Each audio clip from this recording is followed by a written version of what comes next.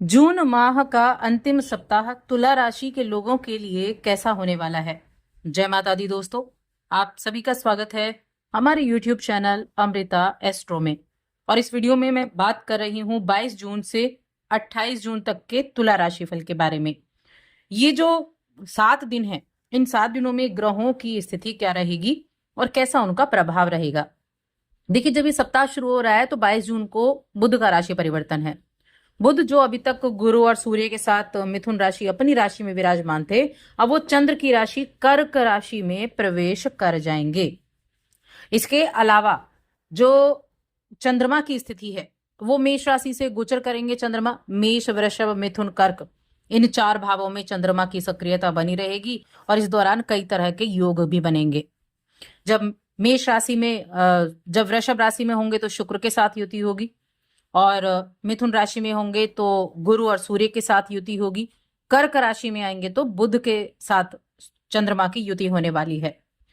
इसके अलावा अगर हम बाकी चीजें देखें तो इस सप्ताह में एक तो आषाढ़ मास की अमावस्या 25 जून को रहेगी। इसके अलावा जो एकादशी तिथि है, एकादशी तिथि शुरुआत में ही हो जाएगी। तो ये इस सप्ताह का जो ग्रह नक्षत्रों की स्थिति है वो है। योग कई बनने वाले हैं और योगों का प्रभाव भी आपको देखने को मिलेगा। तो चलिए अब विस्तार से जानते हैं कि किस तरह ये सप्ताह आपके लिए रहेगा। आगे बढ़ने से पहले छोटा सा निवेदन है, चैनल पर पहली बार आए हैं, अभी तक चैनल को सब्सक्राइब नहीं किया है तो सब्सक्राइब जरूर कर लें। अब ये सप्ताह तुला राशि के जातकों के लिए अगर देखा जाए तो जो ग्रह का परिवर्तन हुआ, बुध ग्रह का परिवर्तन हुआ, तो वो क्या थे, आपकी कुंडली में इनकम हाउस के स्वामी हैं और 12वें घर के स्वामी कर्क राशि में कर्म स्थान पर रहने वाले हैं। सबसे पहली चीज तो ये है कि ये सप्ताह आपको फायदा पहुंचाएगा। जो भी ग्रह राशि बदले, बाकी ग्रहों की स्थिति हम देख लें तो आपको फायदा पहुंचाते हुए ये समय दिख रहा है। और आगे इस सप्ताह के अंत तक आपको कई तरह के लाभ भी होते हुए दिखाई देंगे। इसके अलावा पद और कद दोनों बढ़ने की उम्मीदें भी बनी हुई हैं। आपके अंदर एक कंपटीशन की भावना है वो बहुत अच्छी रहेगी, यानी कि आप एक अपने कॉम्पिटिटर को हराते हुए दिखाई देंगे। बहुत बेहतर ये समय रहेगा। व्यापार करते हैं आप, आपका खुद का अपना बिजनेस है, तो उस मामले में भी अच्छे लाभ मिलते हुए दिखाई देंगे। व्यापार व्यवसाय के लिए ये सप्ताह अच्छा रहेगा। सामाजिक का प्रतिष्ठा मिलने के भी योग बड़े अच्छे बने हुए हैं। इसके अलावा जो हेल्थ है, हेल्थ के मामले में देखा जाए तो हेल्थ के मामले में भी ये समय अच्छा बना हुआ है। इस सप्ताह में अच्छा है। मन में ऐसी इच्छाएं ज्यादा जागृत रहेंगी, कुछ मीठा खाने की इच्छाएं ज्यादा जागृत रहने वाली हैं।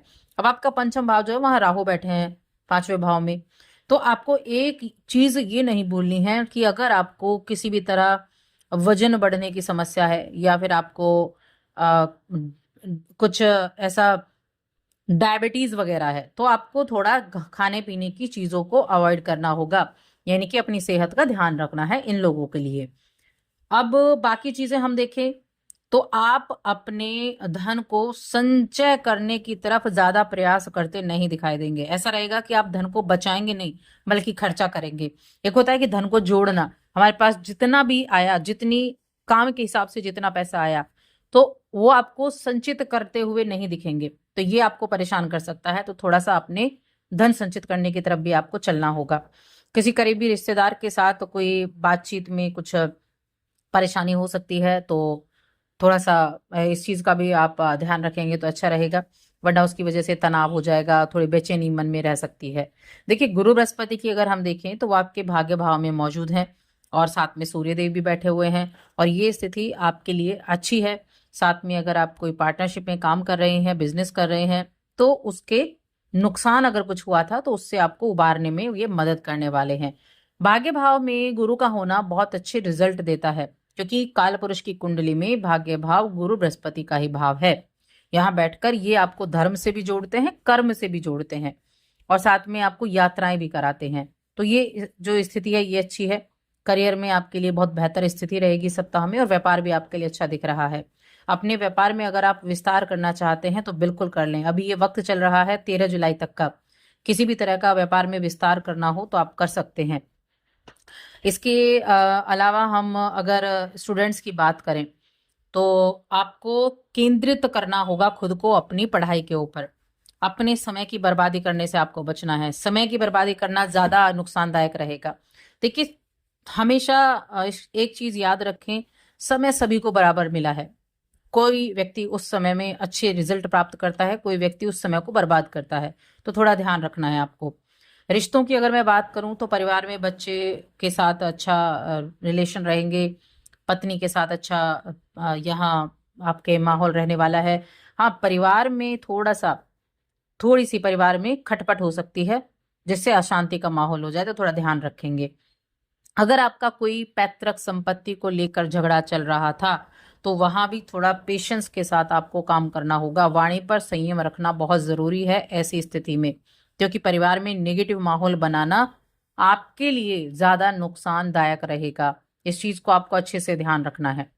और साथ में देखिए, आपके ऑफिस में जो पॉलिटिक्स है ना, उस पॉलिटिक्स से आपको निकलना है, क्योंकि ऑफिस की पॉलिटिक्स आपको परेशान कर सकती है। तो इसलिए ऐसी चीजों का थोड़ा सा ध्यान रखना होगा आपको। इसके अलावा हम यहाँ देखें तो आप बहुत एक्टिविटीज में शामिल रहेंगे, और ये एक्टिविटीज आपके फिजिकल एक्टिविटी भी रह सकती हैं, माइंड की एक्टिविटी भी रह सकती हैं, योगा की एक्टिविटी भी रह सकती हैं। जैसी एक्टिविटी में आप रहेंगे, कोई क्रिएटिव प्रोजेक्ट आप अगर कर रहे थे, तो वो बड़ा एक्साइटमेंट आपको देने वाला है, आप उसको पूरा कर पाएंगे समय पर, तो उसके लिए भी अच्छा है। यहाँ जो चंद्रमा है ना, वो आपको इन्फ्लुएंस करेंगे, आपके इमोशंस को भी अच्छा करेंगे। मध्य में थोड़ा सा यहाँ दिक्कत देखने को मिल रही है पारिवारिक स्थितियों में। बाकी ग्रोथ आपकी अच्छी रहेगी। जो आपका पीसफुल आपका काम है, वहाँ भी ठीक ठाक रहेगा। तो ये चीजें अच्छी रहने वाली हैं। अब प्रेम जीवन और वैवाहिक जीवन, देखिए प्रेम जीवन के मामले में मैं कहूंगी यात्रा हो सकती है, तो यात्रा कर रहे हैं तो थोड़ा सा ध्यान से आपको यात्रा करने की आवश्यकता जरूर रहने वाली है। और रिलेशनशिप आपकी ठीक है, वैवाहिक जीवन आपका ठीक ठाक बना हुआ है। अब बात करते हैं कि ये जो 25 जून का दिन है, इस दिन आषाढ़ मास की अमावस्या तिथि है। अब अमावस्या तिथि पितरों का श्राद्ध, तर्पण, पिंडदान कुछ महत्वपूर्ण उपायों के लिए होती है। जरूरतमंदों को दान देना, गाय की सेवा करना, को खाना खिलाना, चींटी को आहार देना, ये बहुत ही ज्यादा पुण्यकारी दिन माना गया है। आपके पितरों के द्वारा आपको आशीर्वाद दिलाना, उसके लिए बहुत अच्छा दिन माना गया है। तो अपने घर पर घी का दीपक जलाएं, पीपल के पेड़ पर जल दें, और एक दीपक भी वहां जलाएं, 7 बार परिक्रमा करें, ये आप जरूर करें। घर में किसी की भी हेल्थ खराब है या कोई भी प्रॉब्लम चल रही है, उस व्यक्ति के ऊपर से एक सूखा नारियल लें, जो पूजा वाला नारियल होता है, जटा वाला, तो उस नारियल को ले 7 बार एंटी क्लॉकवाइज अपने ऊपर से, या जो भी व्यक्ति परेशान या बीमार है उसके ऊपर से घुमाएं और बहते जल में प्रवाहित कर दें। इस कार्य को आप कर सकते हैं। तो ये उपाय आपके लिए बहुत अच्छा रहेगा। साथ ही चैनल को सब्सक्राइब कर लें।